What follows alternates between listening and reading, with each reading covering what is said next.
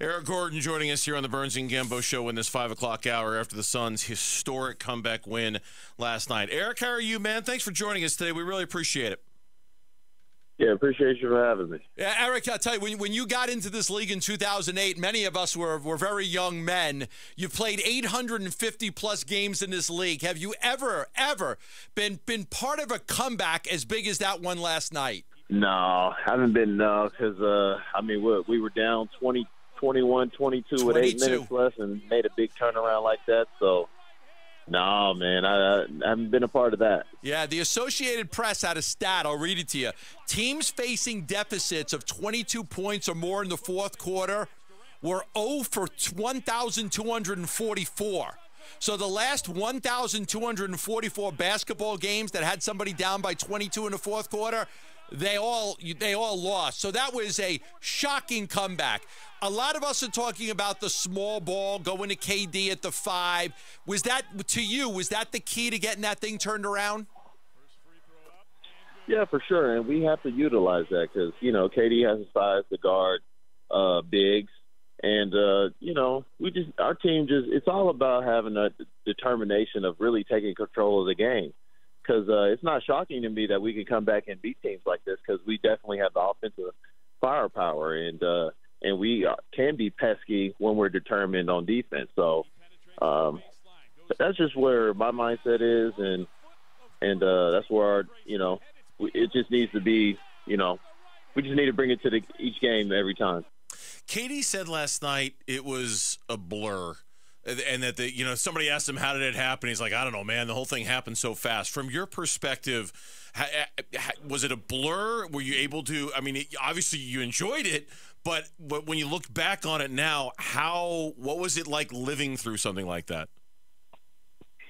It was a blur because we were in the moment and we were locked in. We were getting stops, and it happened so fast. I mean, I think I remember at one point we hit like 3 or 4 threes right there in a row, and it was like 17 points in 2 minutes. So it was like, it happened so quickly, and we were just in the moment.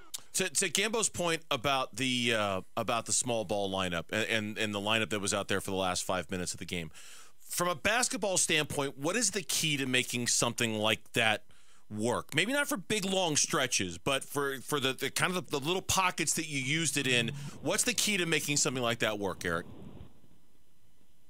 Well, the key to making that work from an offensive standpoint is everybody can dribble the ball and making the right plays. You have to make the right plays when you're doing small ball in defense, and you gotta and you're trying to take away the big man from the other team. That's why they had to sub out Sabonis a little bit last night, because they were like, man, it's hard to go small ball against us because who's going to guard KD? So it's like you're taking away something from the other team, and we have all the ball handlers and shooters in that group. So it's like, go ahead, pick your poison and see.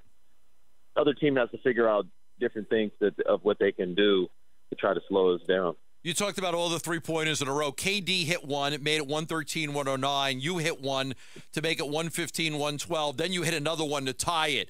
These three-pointers, Eric, these were wide open. I mean, I could have made a cup of coffee waiting for you to shoot that one corner three that tied it. Were you surprised at how open those three-pointers were? No, not really, because I've been through this before, but that's what I was saying. We are very capable of doing this in the earlier parts of the game. And that should be a staple for us, because the more we play fast, we should be generating easy opportunities like that.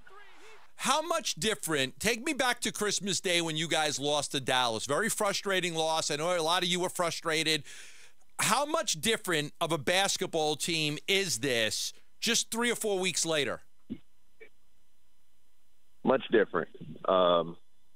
We're still we're still in the process of getting our chemistry together, but it's much different. Everybody's figuring out their roles, and people still forget. Almost everybody on this team is new except for KD, but KD's kind of new too. He's just been here a year, and everybody else, Book and Lee and Damian. I mean, a lot of these guys we've been here and everybody else is new, so we still need to have time together to figure this out. And but it's really us players' mindsets to really get this thing going and flowing the right way. Do you think going forward that small ball lineup with the five of you shooters out there, is that something you should utilize just at certain times in a game? Because there's certain matchup that unit would struggle against based on the team you're playing. So it may be very matchup oriented, correct?